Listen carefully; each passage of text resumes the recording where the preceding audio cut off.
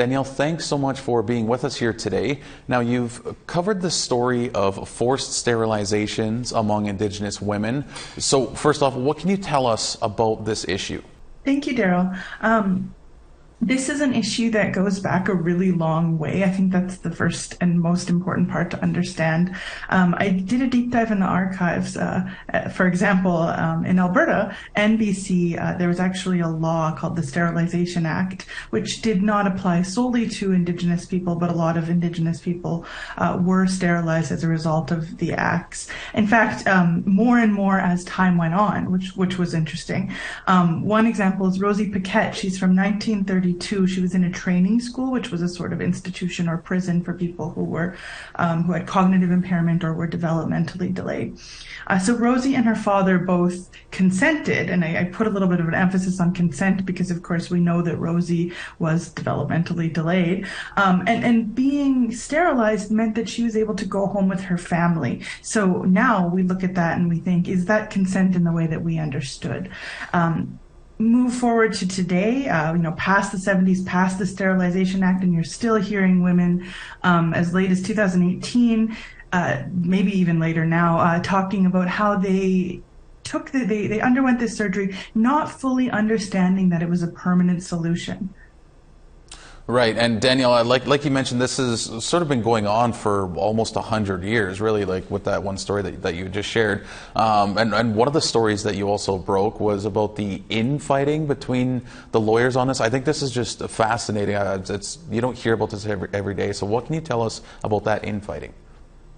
Yeah, so the story I wrote was about both Alyssa Lombard and Worm Semaganis Law, and there was some lawsuits between the two having to do with funds and whether or not they were appropriately handled, and then a countersuit. So I stumbled into that story through hearing from a source that she was having some frustrations about getting a hold of lawyers and having her questions answered. So when we've heard a little bit from the last guest about the administration and the length of time that it takes to get to a certification.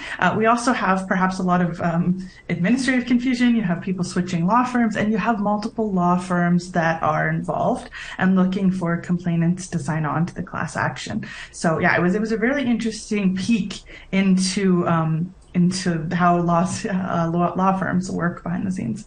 Well, so then my next question is can you clarify for us how many lawsuits there are, or is there just the one, and where these are? Yeah, that is a really good question, Daryl. So I'm just going to say this is what I could find, because there are always lawsuits that seem to come up and maybe still be looking for complainants. In Quebec, there are at least 12 women signed on to a lawsuit. It's supposed to go for certification this next month in May 2023. There is one in Saskatchewan, and that's Alyssa Lombard, who's also dealing with one in Manitoba. There's a lawsuit in Alberta. I believe that's Koski-Minsky, and then there is British Columbia as well. There's been a notice of civil claims filed in BC. So I think there are a number of law firms that are looking to advance this and see some accountability for hospitals or jurisdictions that have done the sterilizations without the necessary consent. And of course, in our country, the health is primarily on a province by province basis, the exception being First Nations, where there's the agreement with the federal government and the funding runs through the federal government, sometimes into bands and then sometimes into the province. So confederation is an interesting thing. Yeah, it's a great point you just made there, Danielle. And you've also spoken to one of the women involved in the lawsuit, right? So what is she saying about this? Yeah, so I spoke with her name is Luanna Robertson, and she was in my article where she was trying to look for some answers. Now, Luanna was primarily coming forward. You don't see a lot of people wanting to speak out about this because, of course, it's a very personal matter. It's a real vulnerable thing to talk about being sterilized. So Alyssa was concerned that maybe other women were having trouble navigating the system as well. And so she wanted to speak out about that and her troubles finding what was going on. And as we heard from our previous guest, there's a lot of steps that happen in the certification process, and it often doesn't move as quickly as as we hope. I did speak with Alyssa Lombard just today, actually, to ask if there were any updates. She's hoping to move forward for certification in the lawsuit in Saskatchewan by June.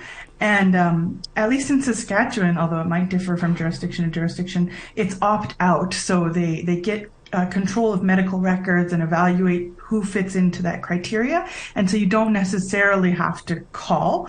However, as your last guest has put his name out there and is interested in having people call, I think if people are concerned, they should, Google around, check out what lawsuits are in your area, and send an email, because it is quite stressful for women that have shared their story, like Luanna. Yeah, well, you touched on a very important point there, and you said it could range from jurisdiction to jurisdiction, right? And you just mentioned the one in Saskatchewan is opt-out, right? So the final question before we let you go is so who's eligible, and what do they need to do to be included in this? And I guess it would vary in each jurisdiction?